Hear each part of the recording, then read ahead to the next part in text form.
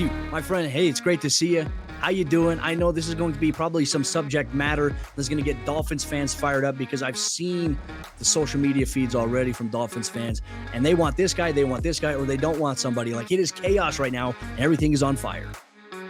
It is absolute chaos, and especially if Vance Joseph gets hired by the Dolphins fan base is going to absolutely erupt.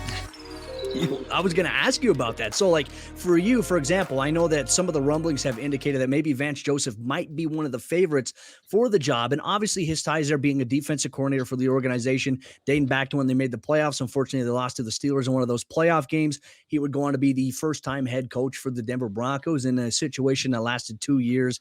Didn't really end well for him, unfortunately. But as always, you hope that in your first time as a head coach, you can learn from that experience. He's been able to rebuild his image as a defensive coordinator for the Arizona Cardinals, has made them a very competitive and fun unit to watch on the defensive side of the ball. And now maybe in line for another job, some familiarity there. What are your thoughts on Vance Joseph? I mean, if he was the guy, how could you talk Dolphins fans into maybe embracing it? So I think, the key word that the Dolphins brass has been using is communication and collaboration, right?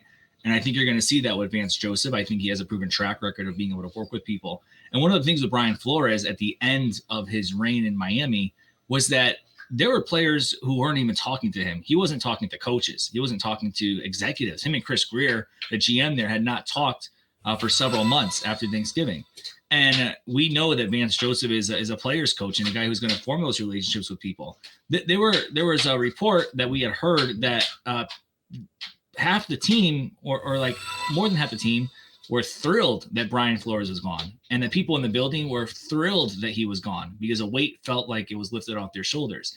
And so if you get a guy like Vance Joseph coming in, he's going to be able to provide that stableness of communicating, collaborating, and so forth. I would also add this, and this is something that I'm very interested in. Having a coach who failed the first time around, right? And learning from those mistakes. I think we all learn best by failing and learning. And for someone to come around a second cycle, if they have taken some time to reflect on that, I think they're going to do a much better job the second time around. It's still going to be a hard sell, though. I think it will be. And I will say, I will touch on some of the things that Vance Joseph struggled with as a head coach in Denver. A lot of it, he was brought in as this leader of men, which if you use the word leader of men now in head coaching searches for various teams, fan bases freak out and they're like, we don't want a leader of men. We want someone who's going to make the offense great. Someone's going to make the defense great. Any good organization or any good head coach is a great leader. That's what you really need. Now, for Vance Joseph, when you're coordinating one side of the ball, you can become a great leader in that regard. But when it comes to managing an entire 53-man locker room, that's where he really struggled at first in Denver. And as a first-year head coach, he really struggled with being able to delegate, right? We talk about the importance of being able to put that trust in your coaching staff there. He had a hard time delegating to his staff, especially with personnel as pertains to the defensive side of the ball. And it became to the point where he eventually took over some play calling for Joe Woods, who's now the Cleveland Browns defensive coordinator at the time there. That was a little bit of an issue there for the Denver Broncos, not to mention the offensive side of the ball. It's always been a huge issue there. So now Vance Joseph will be coming to a Miami Dolphins organization that has some really solid defensive pieces. However, the biggest question is with Tua Tagovailoa and his future. Now with Brian Flores, the indictment seemed like he didn't want him. And now at this point, it seems like the organization is pushing forward with an emphasis to build around him. We saw a similar commitment this morning from the New York Giants with Daniel Jones. Now, the next head coaching candidate, are they going to be sold on Tua Tagovailoa? Is that something that we're hearing? That's the key thing. And a name to keep an eye on is Brian Dabel, who's being interviewed in New York as well with the Giants, and he's the current Bills offensive coordinator. So we have two sources on the Dabel thing, right? And there's going to be a lot of dominoes that fall with Dabel. And let me bring up also that Vance Joseph, we've heard from a source inside the building that Stephen Ross will only sign off on Vance Joseph if he's the fallback option, right? He won't sign him off over anybody else. And Stephen Ross prefers an offensive coach who can maximize Tua and his potential. So that's why Dabel's sitting at the top of the list. That's why Mike McDaniel's also in the mix, which I hope we get into in a little bit. But as far as Tua goes, right? Brian Dabel is very tempted by the Giants offer or potential offer. He's very excited about a potential Dolphins offer from what we've heard. There's two main differences, though. One, we've been told that he finds the opportunity to reunite with Tua attractive in Miami. Another source told us a little bit of the opposite. They said there's a little hesitation to join Tua because his ceiling in the NFL is what is perceived to be a ceiling in the NFL. There's also the fact that the Giants have shown as their GM, who's coming from Buffalo, who Dabel has worked with, and there's a fresh start in New York. And so when you have that fresh start coming with a brand new GM, you know you're going to get several years to build your team unless you fail massively like Joe Judge did or others. And going into Miami, you're stepping into a spot where there's already a GM there. Sorry about that. No, you're all good. Business, my friend. Yeah. That's an alarm clock going off on the phone. And if you have stepping into a situation with Chris Greer, right?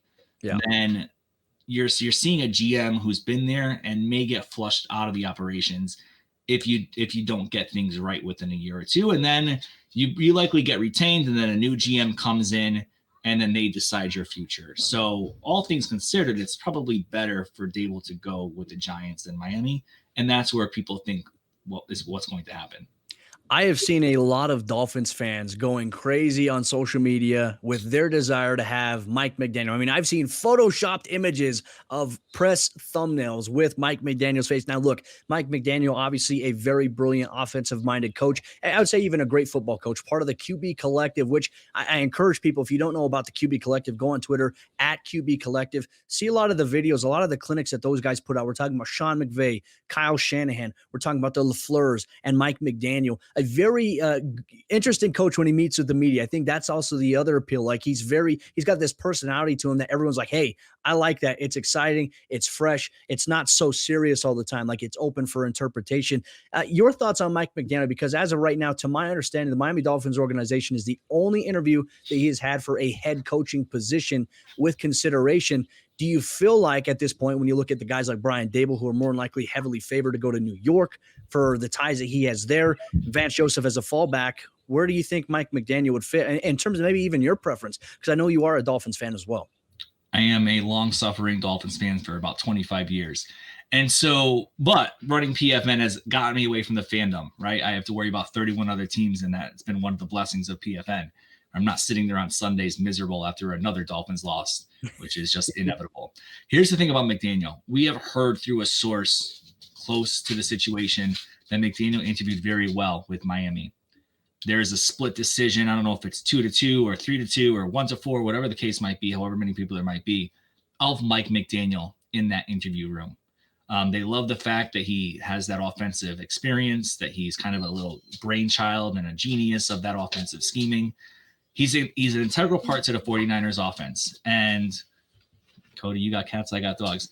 And he's an integral part to the 49ers offense. And Kyle Shanahan was asked by somebody, a source, and said, if you were letting go of Mike McDaniel as a lateral move, but with play calling, right, would you let him leave? And Kyle Shanahan said, absolutely not. He is way too important to what we do here with this offense. And so I think Mike McDaniel is a wild card. I think if Brian Dabel gets the New York job and Dan Quinn gets the Denver job, which although they may have overplayed their hand with Quinn and maybe looking at Kevin O'Connell or Nathaniel Hackett, then the Dolphins will be looking at Vance Joseph or Mike McDaniel. And that's going to get very interesting in that room because Chris Greer is going to prefer Vance Joseph. A guy like Stephen Ross or Tom Garfinkel, the CEO of the Dolphins, or someone else who's in the room with them might prefer Mike McDaniel. And so if it's Mike McDaniel, if it's Vance Joseph, you can be assured that it is not probably the consensus decision inside the room. Well, and we have a first-time chat from viewer MPelts44. He says, if they got rid of Flo for Vance, I'm going to be mad as a Dolphins fan. And rightfully They should so. be. They should be. He's basically Brian Flores light, right? And Brian Flores was a damn good football coach. And we saw that evidence. And it's even crazier to think that, one, he didn't really have much of a relationship with his offensive coaches. He didn't have a great relationship with some of his offensive players. He was battling his QB behind the scenes and in public at some points. And he was still able to win 8 of his last 9 games, which is incredible. Yeah. And so if you go to a spot where there's that cohesiveness and he has a team that he really believes in and a coaching staff that works well with him, who knows what that limit is? They should be looking at Leslie Frazier, not Vance Joseph, because Leslie Frazier, people inside league circles believe that, one, he's a better candidate as head coach, and 2, he's a better defensive coordinator, and 3 would just do a better overall job than Vance Joseph. Well, and that's interesting as well because Leslie Frazier obviously slated to meet with the New York Giants on Friday for an interview there. I kind of want to ask you now a little bit more about Tua Tagovailoa here because, look, this is the subject matter of the offseason, the talking point. When Tua was drafted, everybody in Dolphins fandom, for the most part, a majority of the tweets and interactions I saw were super excited about him. Obviously, coming out of Alabama, there were questions about his hip coming off of injury, but the overall belief was that he could be the guy. We've seen flashes from Tua here. Now, is this more so along the lines when we go back to the Brian Flores saga? I mean, I remember specifically when Tua played the Denver Broncos back in 2019. It was brutal for him from the standpoint, or 2020, brutal from the standpoint because he was getting decimated because the offensive line was where it was at in terms of just giving up sack pressure. I mean, he was taking some shots. And then just not having the confidence in your young quarterback to give them a chance to try to win a game. And that's where they went to Ryan Fitzpatrick. I feel like that was definitely a move that maybe soured internally inside the front office because you make this investment, a huge investment, by the way, with a first-round quarterback early within the top 6. That right there, I think, rubbed a lot of people the wrong way. And then you see the narratives when Tua struggles, it's everybody piles on. Do you believe that the franchise right now, whoever they bring in, will invest in having the patience in Tua through the good, through the bad, and maybe make a more informed decision in the next couple of years on him? I think it depends on the coach you get, right? If you get a Dan Quinn, maybe not, because what we see from these coaches the second time around is that they say they're going to do things their way, and they're not going to be sucked into those politics and everything else. If you get a first-time head coach, especially a Mike McDaniel or a Brian Dabel, even though they have the offensive experience, remember, they'd be first-time head coaches, and they're probably giving some power to those in the front office to help them make these decisions. And we know, and despite what they say about not everyone wanting to be involved in a Deshaun Watson sweepstakes, I can tell you that everybody was on board going back to before the NFL draft, before they selected Tua, and then all the stuff came out in the news about Deshaun, right? So that's when they backed off. It was a consensus decision, from what I'm told, inside the Dolphins building to pursue Deshaun. And so Tua has to prove a lot. And obviously the Dolphins drafting Tua over Justin Herbert, right?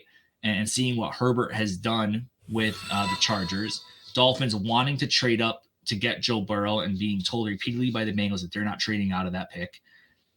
Tua could be that guy where they look back and say, we picked the wrong guy, right? All accounts right now is that they have. But we'll see with the new head coach what that looks like. And so when you ask about patience and persistence and being able to kind of roll with the punches with Tua, I think it all depends on the kind of head coach that you're getting. I think that's going to be the important part too. And real quick, hey, we got a lot of questions coming in, and presumably from Dolphins fans as well. Real quick, if you're a first-time chat viewer, we appreciate you joining us here on Pro Football Network Weekly, Monday through Friday from 2:00 p.m. Eastern Time to 3. We have you covered with NFL news, content, and analysis on everything going on around the NFL. So if you're just now viewing for the first time, you want that every single day, you want a place to come hang out, come chat with us here, hit that follow button. And our goal is to get to 250 followers here, ladies and gentlemen. Once we get to 250, we're going to do a live stream. We're going to give away a jersey. Whoever wins gets a jersey from the player and team of their choice. So if you want a Tua jersey, you have a chance, hit that follow button, ladies and gentlemen. We appreciate it there. So let's get to a couple questions here. Matt, I think there's a lot of consensus here about the Dolphins. G Hoyos 3 says, why haven't the Dolphins requested second interviews? It makes me think that they're going after McDaniel since he is still coaching. Now, I will want to say this, and I'll let you follow up on it, Matt. Right now, with some organization, like for anybody that wants to interview anybody that's coaching this week in AFC, NFC Championship Sunday, they can't interview them this week. They have to wait till after January 31st through February 5th. That's the window for those second interviews to happen there. And right now, and I was kind of pinpointing this earlier here in the chat, it is so early. Like what we're seeing right now is abnormal for an NFL season because there's so many head coaching GM vacancies. All these moves are happening or in motion. Usually this stuff happens after the Super Bowl. So things are kind of wild right now. Teams are taking their time, and rightfully so. But your thoughts on that? Yeah, and you're right. And also, I will say the Dolphins have been very secretive about their coaching search on purpose, right? And they have not really announced any interviews. So they may have requested second interviews, and the build inside the building has been pretty leak free. And so anything that we're hearing from the outside is coming from agents, is coming from those involved on the other side of the coaching process. And usually when they get to these second interviews, these coaches and agents are sworn to secrecy, because if something gets out, they could risk losing the job because of that lost trust. And so there may be very well underway those second interview requests. We just won't know about them unless it somehow gets leaked out. I will say this about McDaniel. According to flight information that we were able to obtain, Stephen Ross's plane was out in the San Jose International Airport for 2 days which is right down the road from the 49ers training facility. So take that for what it's worth, but it looks like there's some true interest in McDaniel there. AARBESU says, who do you believe will have final say in the head coaching hire? Will it be Chris Grier or Stephen Ross, in your opinion? Great question, because when you go back to when the Dolphins hired Joe Philbin, right? Adam, I don't know who was in the room at the time, but I know that Jeff Ireland wanted Mike McKay, who was the Chargers offensive coordinator at the time, and Stephen Ross wanted Joe Philbin. We got Joe Philbin. Adam Gase, there wasn't a unanimous decision in the room. Stephen Ross wanted Adam Gase. The Dolphins got Adam Gase. I don't know the inner workings of the Brian Flores hire, but so I can't comment on that. But I would say if Stephen Ross is making that final decision, it would be an offensive coach, and I believe that Stephen Ross would make that final decision. I think he has lost some trust with Chris Grier. We didn't report it because Brian Flores got fired, but we were told before the end of the season that the Dolphins there were some rumblings the Dolphins were considering bringing in a football czar to oversee football operations, and then the head coach and the GM would report directly to that football czar. That has not happened, at least as of yet. It may not happen because Flores is gone now, but just that coming in generally speaks a little bit of volume about, Chris Grier's relationship and role inside the building right now. JJ9702 says, any thoughts on the Rams guy they interviewed, Thomas Brown? Now, I haven't heard too much about him in particular, but obviously anybody from the Rams organization, everyone automatically pinpoints, hey, Sean McVay, offense, what is the deal here? Your thoughts on that? Yeah, Thomas Brown, the running backs coach, and he's the assistant head coach of Sean McVay, and you can't discount it. Remember when a lot of people were laughing about Sean McVay's tree, and I know it's not really truly a tree. It kind of goes up. Brett Yaris, who's our guy here with the video team, he'll tell you that's actually, I think, the Shanahan tree. So I don't want to misspeak here and get yelled at by him in Slack or anywhere else. But he's just entering a second season with the Rams. He joined them in 2020 as the running backs coach. He was in college for quite a while. I believe it was 9 seasons. And so, but the rushing attack has been good for the Rams. Who knows if it's a byproduct of McVay's offense or something that he's been doing. And I think, it's one of those things where you talk to him, you see what he knows, what information you could take out of that interview. But I think it's someone who's going to need to be in a few more cycles before being seriously considered for a head coach position around the league. I think one thing too, right? We see fan bases reactions all the time, and CMDZ113 has a great question here. Does the fan base's reaction to Vance Joseph maybe sway any of that impact? And, my thing is, when I think about it from a football admin standpoint, because I've been around that here, Matt, the thing I think about is, fans are obviously a stakeholder in what you see on Sundays. They have a big part in your success. Your highs and lows, they're always there for you. However, when you have to make decisions based on what the fan base wants, it's kind of this dangerous line of thinking. However, I think that there is a common consensus within the organization about maybe what would be best. And if the fans are in agreement with that, it does that. But I haven't really seen any organizations be swayed by a fan base's reaction towards somebody. Yeah. I think the Dolphins have been very good about ignoring the fan base reaction. Although I should say they should have ignored the Tua Herbert one too. Although from what we were told, they were all in on Tua there, and there was really no thought about getting Justin Herbert. And I don't think so. I mean, I know you could say it might sell tickets or this and that, but I think these people are strong enough believers in the process and are able to block out enough outside noise to not be swayed by making a hire. And you got to think too, like Chris Grier probably knows it's his last chance, right? And if this fails, he's going to be gone too, or at least in a really diminished role in the organization. And he wants to make sure he's picking someone that he could trust with and work with and really push for that guy. Not that he'd make the final decision, but really push for that guy and pound the table for him. Well, and I think one thing too, and obviously as we go throughout things here, ladies and gentlemen, at Pro Football Network, we have you covered every single day with NFL news, analysis, NFL draft, college football, fantasy betting. You can check out all the action at profootballnetwork.com. And as we continue on here, twitch.tv/Pro Football Network, PFN Weekly. We have you covered Monday through Friday from 2 o'clock Eastern time to 3:30 with a wide variety of guests. On Mondays, we're joined by Trey Wingo. I want to give a special shout out here real quick. If you love podcasts, ladies and gentlemen, be sure to go to your favorite podcast provider and search for the More Than Football podcast, a Trey Wingo podcast. Recently, he and Brett Yaris, they sat down with Kurt Warner, and you get a little bit of an insight into some playing stuff there, but really it's more than football. It's stuff outside of football. It's between the lines there. Great production work there. Go check it out. Free and available everywhere you get your podcast here. But outside of that, ladies and gentlemen, we got time for a couple more questions. If you have some for Matthew Kanata and myself, Cody Rourke. Outside of that, Matt, I wanted to get your thoughts on some other coaching situations, right? The Chicago Bears.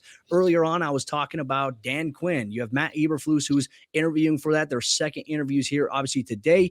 A decision could be made by the organization, and that could change everything for not just the Dolphins, but other teams that are in need of a head coach. Your thoughts on the Chicago Bears situation? What makes it appealing, and who do you think would be the best candidate there personally? Yeah, the Chicago Bears organization is interesting. And our Aaron Wilson, who we just brought on full-time here at Pro Football Network, started on Monday with us, has been dropping bombs left and right over the past 48 hours. And in his notebook yesterday, in the News and Rumors notebook yesterday, he said that obviously they've reached the second interview stage. They just made their GM hire. And there's a difference of opinion in the room, right? And so when you have as many people as they are in that search, Bill Polian's involved, George Hollis McCaskey's involved, and team president Ted Phillips is involved. McCaskey's the chairman, by the way, for the Bears. They're all split. And you have to look at guys like Eberflus and Quinn and Caldwell. And then you also have to look at Dennis Allen as well. According to what Aaron Wilson reported, it's well known in league circles that Bill Polian is a strong advocate for Jim Caldwell. Less clear on what McCaskey and Phillips wants. And a source told Aaron that said all three have different opinions when it comes down to which coach they prefer. And it's going to be very interesting to see whose voice is the loudest and most persuasive. And so it seems like it's all up in the air right now there. Their new GM is going to come in, obviously have a voice in that process as well. That could get a little messy. And again, it might be one of those situations where whoever's named the head coach is not the true unanimous consensus amongst the decision makers in that building.